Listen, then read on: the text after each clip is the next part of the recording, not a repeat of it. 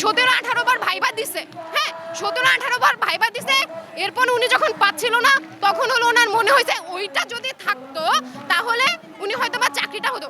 উনি তো নিজেকেই অপমান করছে, নিজেকে অপমান করছে না এভাবে যে ওনার যোগ্যতা নাই, উনি একটা সুবিধা নিয়ে হলো ওটা দিতে যাচ্ছে। হ্যাঁ, এটা তো নিজেকে অপমান করা হয়েছে। হ্যাঁ, আপনি কোটা সংস্কারের পক্ষে না কোটা বাতিলের পক্ষে? আমি কোটা বাতিলের পক্ষে। কেননা এইটা বাংলার চাকরি ক্ষেত্রে যে বৈষম্যের সৃষ্টি করে অন্য কোথাও আর এরকম বৈষম্যের সৃষ্টি হয় না। আমি মেধা দিয়ে পড়াশোনা করে যদি আমি চাকরি না পাই, দ্যাট ইজ অ্যাকসেপ্টেবল। কিন্তু আমি মেধা দিয়ে পড়াশোনা করব, আমি অনেক পরিশ্রম করব, এরপরেও যদি আমি আমার যেটা প্রাপ্য সেটা যদি আমি না পাই, সেটা আসলে অ্যাকসেপ্টেবল না। আর আমার মনে হয় যারা আসলে বুদ্ধিজীবী, আসলে যাদের মাথায় একটুটুকু সেন্স আছে, তারা কখনোই এটা চাইবে না। তারা কখনোই চাইবে না এই মেধাটা থাকুক। ইনফ্যাক্ট আমাদের অনেক মুক্তিযুদ্ধে ভাই বোন আছে, মানে যারা কোটাধারী, তাদেরও পার্সোনালিটির বলে তারা বলে যে আমাদের আসলে কোটাটা লাগবে না। কারণ আমি এক জায়গায় পৌঁছানোর পরে কেউ যদি আমাকে হলো ডিমিন করে বলে এ তো কোঠা আছে এর জন্য চান্স পাইছে, ওইটা থেকে হিউমিলিয়েটিং আমার জন্য কিছু হইতে পারে না। তো যাদের মধ্যে এতটুকু পার্সোনালিটি আছে, যাদের মধ্যে এতটুকু সেন্স আছে, তারা কখনোই কোঠাটা চাইবে না। যদি কোঠাধারী হয়, এরপরেও আমি দেখছি অনেক ভাইয়া আপু আমাদের আছে যারা কোঠাধারী বাট চাচ্ছে যে এটা সংস্কার হোক।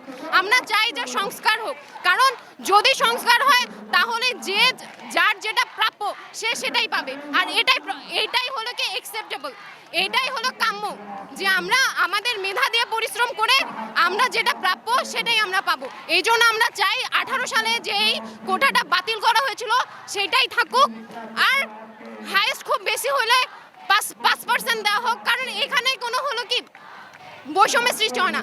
যারা প্রতিবন্ধী আছে তাদেরকেও তো আমাদের অবশ্যই কনসিডার করতে হবে, সেটা আমরা করতেছি। আমরা চাই যে কোটাটা সংস্কার হোক, এটা আমরা চাই। আর এটাই হলো কাম্য। এটা না হওয়া পর্যন্ত আমরা হলো রাজপথ ছাড়বো না।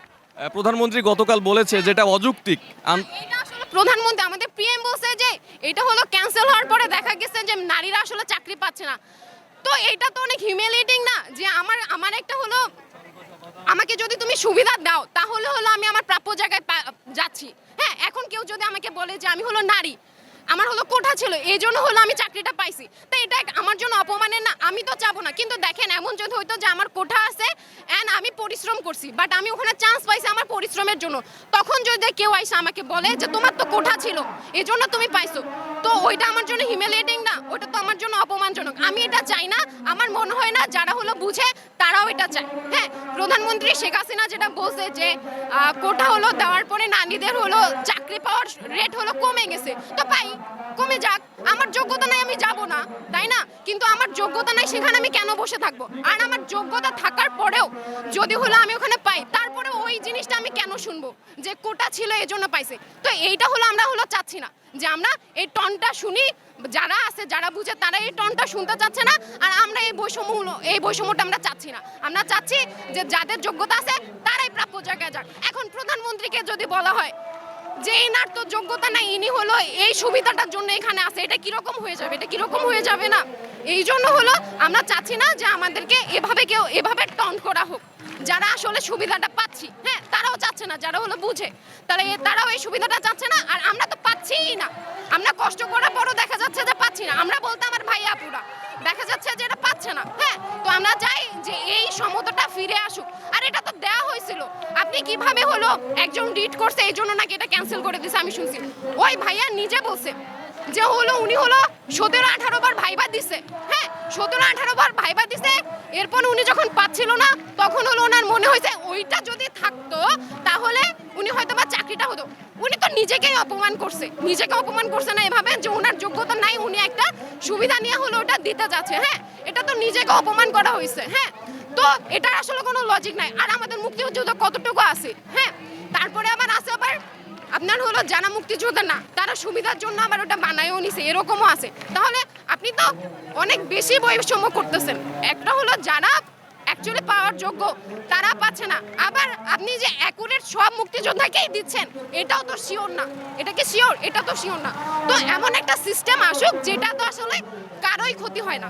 এমন একটা সিস্টেমে আসুক যেটাতে আসলে কেউ বলতে পারছে না যে আমরা হলো অ্যাডভান্টেজ নিয়ে আসি। হ্যাঁ, এটা আসলে যারা পরিশ্রম করতেছে তাদের জন্য ভালো। আর হলো যারা পাওয়ার আসলে আমরা চাচ্ছি যে আমাদের এটা ব্যাক আসুক। আমাদের যে সাম্যটা 18 সালে আমাদেরই ভাই বোন আমাদের মতো বিদ্রোহ করে এটা ফিরায় আনছিল, আমরা চাই ওইটা আবার ফিরে আসুক। আর যতদিন না পর্যন্ত আসবে ততদিন আমরা এভাবেই থাকবো। আর আপনি কখনোই বলতে পারেন না যেটা অযৌক্তিক, এটা কোনোভাবেই অযৌক্তিক না। আমাদের অনেক টিচার্সরা আছে যারা আমাদের সাপোর্ট দিচ্ছে, হ্যাঁ, তো আমরা চাই ওটা ভাইয়া ফিরে আসুক, এরপরে হলো আমরা এখান থেকে ব্যাক করবো। এটাই আমাদের একমাত্র দাবি। এটা হলো আমার মনে হয় যে আপনারাও বুঝেন। আপনার কি মনে হচ্ছে এই আন্দোলন কতদূর গড়াবে? গড়া তো ভাই 18 সালের কথা নিশ্চয়ই মনে আছে, ওইখানে তো গড়াইছে কতদূর, যতদিন পর্যন্ত আমরা হলো আমাদের রাইটটা ব্যাক পাই নাই। এটাও ততদিন গড়াবে যতদিন না পর্যন্ত আমরা সাম্যটা মানে ফিরে পাচ্ছি। এখন এটা আপনাদের উপর ডিপেন্ডেন্ট, এইটা আপনারা কতদিন গড়াবেন, হ্যাঁ, মানে আপনারা কবে দিবেন সেটার উপর ডিপেন্ড করতেছে যে এটা কতদিন গড়াবে। আসলে এটা আমাদের কোশ্চেন না, আমাদের কোশ্চেন আপনাদের কাছে যে আপনারা এটা কতদিন গড়াবেন, কবে কি করলে আমাদের এটা ফেরত দিবেন। যতদিন না পর্যন্ত ফেরত দিবেন ততদিন পর্যন্ত আমরা এভাবেই বসে থাকবো। আমাদের ক্লাস আছে, আপনারা বলতেছেন সময় নষ্ট করতেছে, তো দিয়ে দেন। আমরা তো মানে ইনভ্যালিড কিছু চাচ্ছি না, হ্যাঁ, বা যেটা অযৌক্তিক কিছু চাচ্ছি না। আমরা যৌক্তিক একটা জিনিস চাচ্ছি, এটা আপনারাও বুঝেন। যেহেতু বুঝেন তাহলে আমাদেরকে দিয়ে দেন, আমরা ক্লাসে ফেরত যাই, পড়াশোনা করি।